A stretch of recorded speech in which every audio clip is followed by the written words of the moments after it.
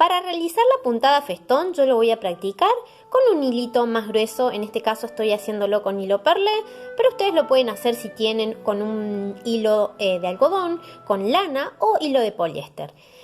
Yo aquí tengo dos retazos, una de fieltro y otra de cuero ecológico. Voy a comenzar aquí en este vértice, hincando la aguja desde arriba hacia abajo, atravesando las dos capas, ¿sí? Ambas capas. Paso el hilo. Y aquí en este último tramito me voy a meter con la aguja entre medio de las dos hebras para generar una trabita, tratando de que este nudo quede lo más hacia adentro posible, que no quede expuesto hacia el borde, sino que quede bien hacia adentro. Bien, este hilo siempre tiene que ir hacia adelante, siempre lo tenemos que tener hacia adelante. Ahora voy a meterme con la aguja separado, voy a hacer un punto festón muy separado, ¿sí? Muy grande. Voy a separar mi puntada a 5 milímetros, pincho hacia abajo, atravieso las dos capas, fíjense en cómo ingreso por el fieltro y salgo por la cuerina o el cuero ecológico, y el hilo siempre debe quedar así como se ve ahí, por detrás de la aguja. Nunca debe quedar hacia adelante, porque si no, no vamos a hacer el crochet para que se genere el punto festón. Entonces, el hilo siempre por detrás de la aguja, paso el hilo, y aquí ya tengo mi primer puntadita festón. Repito, separo mi puntada a un intervalo regular de 5 milímetros a la misma altura que la puntada anterior, no la voy a hacer ni más abajo ni más arriba, sino tratando que quede igual a la anterior. Paso mi aguja que penetre las dos, digamos, capas, y el hilo siempre debe quedar por detrás de la aguja para que se genere el crochet.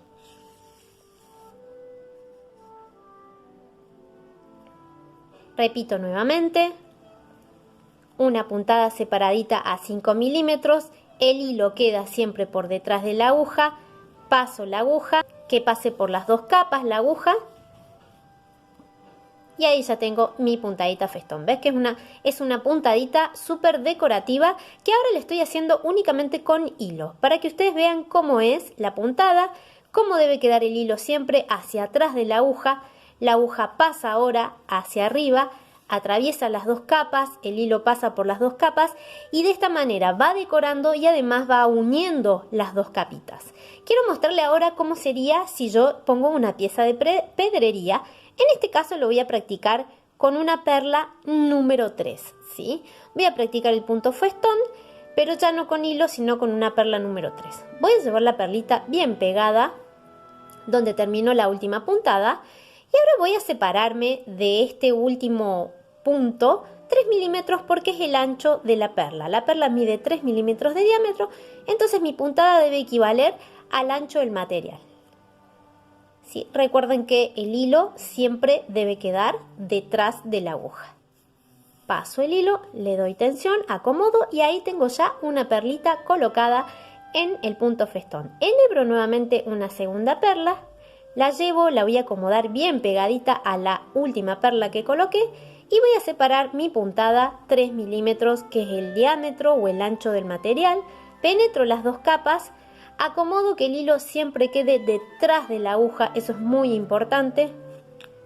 Y paso mi aguja, tensiono el hilo y ya tengo mi segunda perlita colocada.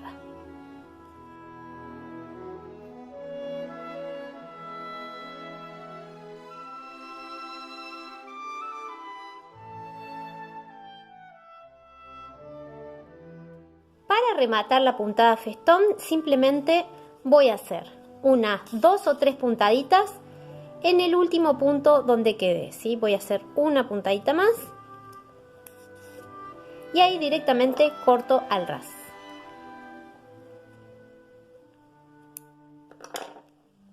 Bien, ahora voy a mostrarles cómo hacer el mismo punto festón, pero con mostacillas. Van a ver que las puntadas son mucho más chiquitas, mucho más cortitas, porque el diámetro del material también lo es. A continuación vamos a practicar la puntada festón en un retacito de tela, que puede ser la misma que recién, fieltro. Yo ya estoy con aguja número 9, hilo de poliéster doble, ¿sí? Y voy a trabajar el hilo negro para que ustedes vean las puntadas, pero lo ideal siempre es que el hilo sea del mismo color de la base de la cuerina o el cuero ecológico que hayan escogido para hacer el prendedor. Bien, voy a ingresar la aguja de arriba hacia abajo y me voy a ir desde el borde hacia abajo 2 a 3 milímetros como máximo, ¿sí? No me voy a ir muy abajo para no hacer una puntada excesivamente larga. 2 milímetros está bien. Paso todo el hilo y en el último tramo me meto por entre medio de estas dos hebras, ¿sí? Para hacer una trabita y que de esta manera ya quede mi primer puntada trabadita. A continuación voy a enhebrar una mostacilla. Yo estoy trabajando, en este caso, estoy trabajando con mostacillas que miden aproximadamente de ancho o de diámetro 1,5 milímetros. Entonces mi puntada va a equivaler entre puntada y puntada a una separación de 1,5 milímetros. Si trabajo con una mostacilla que es más grande de 2 milímetros, entonces el equivalente a mi puntada o el intervalo de puntada debe ser de 2 milímetros. Y si mi mostacilla es muy chiquitita y mide 1 milímetro, entonces el intervalo de mi puntada equivale al ancho del material, ¿sí? Aquí llevo la mostacilla bien pegada al borde de la tela, ¿sí? Recuerden que el hilo siempre debe quedar así hacia arriba y voy a pinchar de arriba hacia abajo, de una separación de 1,5 milímetros, pincho, atravieso las dos capas y siempre que el hilo quede por detrás de la aguja para que se genere el crochet del punto festón, ¿sí? Y ahí ya tengo colocada mi primer mostacilla. Voy a buscar una segunda mostacilla, llevo bien pegada al borde de la tela el hilo que quede hacia arriba, separo mi puntada 1,5 milímetros, pincho y atravieso las dos capas y cuando salgo con la aguja me aseguro que el hilo quede por detrás de la aguja. Tensiono y ahí se genera la puntadita festón, ¿sí? Repito lo mismo y voy avanzando puntada tras puntada, siempre enhebrando una mostacilla, pegándola al borde y el intervalo de puntada siempre de 1,5 milímetros o de acuerdo al ancho de la mostacilla con la que estén trabajando.